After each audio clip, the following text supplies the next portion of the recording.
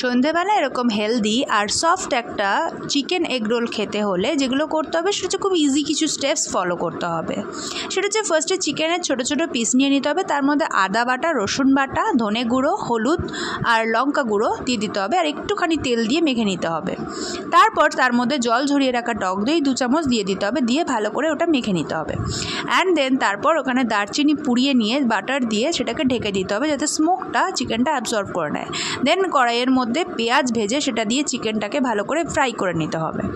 And তারপরে ওই একই কড়াইতে ক্যাপসিকাম আর পেঁয়াজ লম্বা লম্বা করে কেটে সেটা চিকেনে মিশিয়ে দিতে হবে। আর একটা ব্যাটার বানিয়ে নিতে হবে, যে ব্যাটারটার মধ্যে থাকবে সুজি, ময়দা, দুধ আর নুন দিয়ে একটা ব্যাটার বানাতে হবে। সুজিটা দিয়ে কিন্তু দুধ দিয়ে একটু ভিজিয়ে রাখতে হবে।